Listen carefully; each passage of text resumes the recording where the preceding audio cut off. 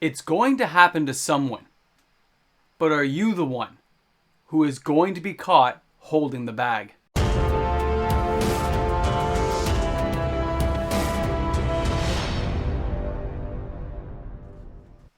FOMO?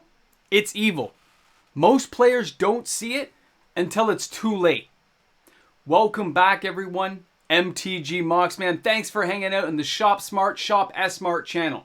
I know you're probably wondering why I just added that part in, because we're talking about Phyrexia. All will be one. Complete bundles. Those things are out there. They're available.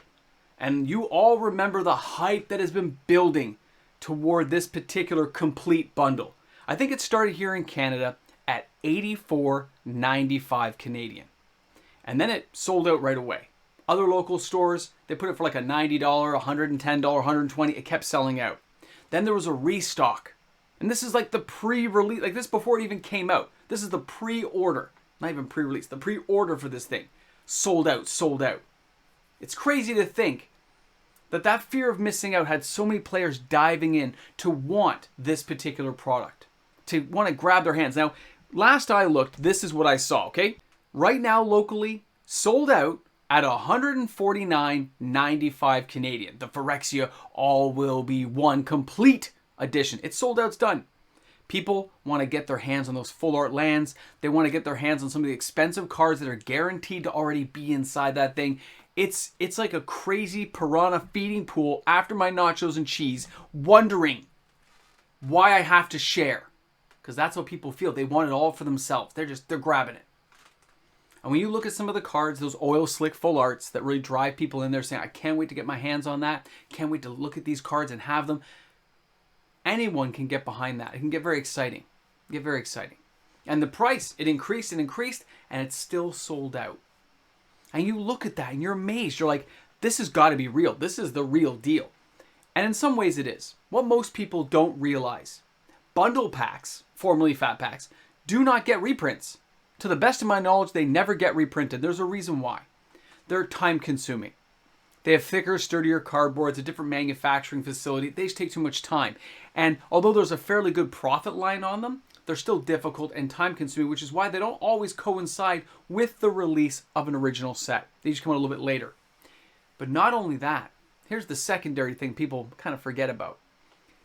The quantity available is based on a previous set sale. So, if the Brothers War doesn't sell well, they make less for the next set.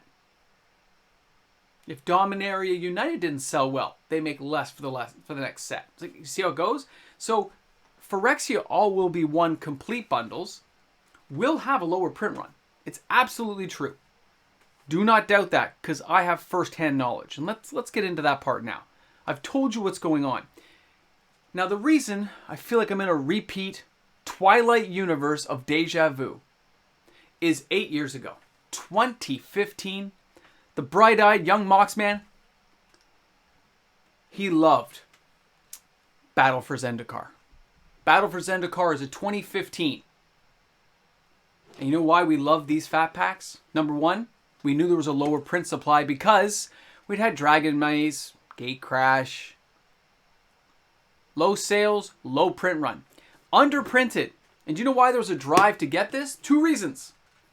Back then, full art lands in a bundle thing here. It's like a big stack back here of full art lands. And back then, full art lands were going for $1 or $2 a piece. So the lands alone paid for the whole pack. But there was a low print run. Not only that, inside, the first time we had treasures. Other than original Zendikar priceless treasures where you get like Power 9 cards inside Zendikar boxes, blew our minds. This was the next time they did it, following the path of Zendikar. So when they did it here, this is the first time you get like expeditions and stuff in a full art treatment. Very special. They're still pretty pricey, by the way. And people dove after this stuff. And the market dried up because of the lower print size. People fed into it. And the Moxman, hunting down city after city, town after town, LGS after LGS, managed to get 100. I own 100 of these, and I said, I'm going to tap into that. These are going to be so desirable. People are going to want these. They are. And if they don't, what do I care? I paid for them. I'm done. I knew what I was doing. And I still have them right now. So you ask yourself, well, how's that doing, Moxman? Let's take a look how the Moxman's doing. They're sold out locally at $100. And it's 8 years old. And the Moxman, in case you're wondering, the price on these are between $35.99 Canadian is what I paid, all the way up to $64.99 Canadian 8 years ago. 8 years ago. That's where we went. So you can see I could buy a lot of nachos and cheese with the 100 copies I bought and managed to get my hands on. It's thousands of dollars tied up in dead equity sitting on my back shelf. Well, what happened, Moxman? Why didn't you sell? Why didn't you make some money, bro, and cash in? Look at the crazy stuff that was in here. This is why it's a repeat. This is why I feel like it's deja vu. Because the very next set after this was Oath of the Gatewatch. And you know what they did? Because these sold so well, because they did so great, they added full art lands in a bundle in this set too. And this collapsed. A couple of months later, you had the next set come out and the price tanked. And they had special treasures inside those too, but they weren't nearly as good, and that tanked the price even more. Just go back and look at Oath of the Gatewatch. Take a look at the pricing, look at the comparison charts, and you'll see that downward trend. Now, it's not that it's a worthless box. These still sell 1, 2 a month out, off and on, and they go for about $100 with taxes and shipping and all in. So they are worth some money because they are a more scarce product to get your hands on.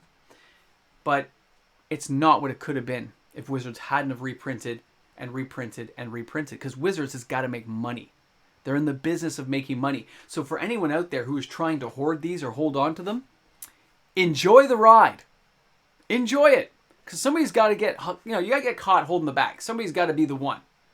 So somebody holding on to multiple copies of this, as a person who has been since, the beginning of the game, from that young teenager to young adult to middle adult to an older adult, I've seen a lot of the ride.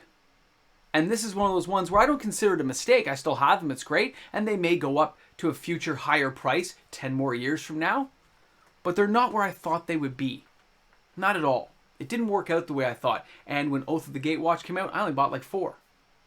And my fat pack collection, my bundle pack collection, has gone down ever since, until the point I don't buy them. I think the last one I bought was the Throne of Eldraine special editions. Are probably down here. You probably can't really see them on screen, but they're down there because they look so cool with the whole here. I have one right here. Remember these? It's kind of upside down here, but remember those? Remember that? Right? Amazing. They look so. The Throne of Eldraine looks so great. But as soon as I got rid of the storybook, I kind of lost interest, and I'm like, without the little books inside, on the side they put a book in there with all the cards, I kind of lost interest in them, honestly. So I stopped buying. That and the fact they went down to like 8 set boosts, they started changing things up. They didn't do a great job as far as I was concerned. I like the 9 boosters. I like when they had 10. It was awesome. Guys, this is that thing where you're like, you know what? It just didn't work out. Because they overprinted it the next set. So although these oil slick ones right now will seem very special, very unique and valuable, it's only going to stay valuable if Wizards does not reprint them in March the Machines. If they don't bring this stuff around again and leave it alone. And we all know how Wizards feels about leaving things alone that make them money. They won't do it. They will go ahead. They will do this again and again and again until the market rejects the rest of the product. And that's what's going to happen. It may not happen this exact set, but when they get the sales data, showing how fast it's sold out and showing the money they left on the table, that's how they're going to look at it. It was 84 and it sold out, and then it went up to 150. That's almost double the value, and we didn't cash in on that? Come on, you really think they're going to leave that behind? So somebody's got to be caught holding the bag at some point. Somebody's going to hoard these. Like toilet paper during COVID. And you're going to get caught holding all of it. And it's going to be a warehouse stash. And you're not going to have an outlet to unload the quantity you bought. I wonder how I know. This really does feel like deja vu. Except for I'm not the center of the story this time. I'm in the audience watching the movie unfold. But I know the plot line and I know the ending. So I kind of got how things are going to work out, right? Interesting. And I can't wait to see, because maybe I'm wrong this time. And maybe there'll be a twist ending, right? Like, like in The Shining and stuff, maybe a totally twisted ending. Like Ready Player One, that was a good movie. I'm looking at this going, so it's one of those informative videos where I get to come out and tell you guys how I really feel about something. It is a great product. It looks amazing. But I know that I thought this looked amazing back in the day. amazing. Putting these full art lands inside my decks felt just, amazing. But then guess what? Full art lands went into every set. They used to be very special and unique, getting a full art land, or even a full art foil was like $5, $6, $7 Canadian per land. Basic full art foils back in 2015. I have binders full because I was collecting them and buying them, hoping to resell at a later date. And then Oath of the Gatewatch came. And that was, remember Wastes? They did the Wastes lands as a mana base. That's when it all came crashing down. Now they're like $1 or $2, if that. Guys, be aware, be informed. Shop smart, shop S-smart. And don't forget, it's a game, it's great to play. But some of these products, you've got to be more choosy as a consumer. Don't be the one caught holding the bag. If you're on my Discord, if you're one of my patrons, you guys want this stuff, you can always hit me up. You know that. And a lot of you guys did. But for other people out there, I am happy to help you out. It's okay to send me an email question, even if you're not a patron, guys. You can ask and get info. It's fine. I'm happy to do it. All right? Thanks a lot for tuning in. Thanks for being here, guys. Thanks for allowing me that chance to entertain and sometimes educate. All right, guys. I'll see you guys soon. Have a great day today. Oh, wait. This weekend, I was about to cut the video off, but hey, we got the Hot 10 on Saturday for all the modern selling cards, and then the Reserve List Hot 10 on Sunday, and then of course Sunday evening is the live stream. And I can't wait to see you guys 6:30 Eastern Standard Time. All right, guys, thanks for being here. Have an awesome day now, and you deserve it. We all deserve it. Let's get there, get some nachos and cheese. Come on, treat yourself. Hey guys, a big shout out and thank you to the fantastic patrons of the channel supporting the content each and every day. And you shop smart, shop S-smart with me because we're going for more Soldevi excavations before you know it. Oh, you made it back. You're here. I don't know if you guys noticed, but the other day, the Taco King himself, Alpha Investments, happened to mention the channel. And, the fact that, the tinfoil hat army of Soldevi excavations is alive and well. And yes, we are. So thanks again, guys, for supporting. I hope you guys all own your copies of Soldevi excavations. Because before you know it, tax season is upon us here in Canada. And I hope I get a fat return. Because I have plans. And they do involve Soldevi excavations. I've told you guys this. I've told you. But now you know. And knowing's half the battle. G.I. Joe!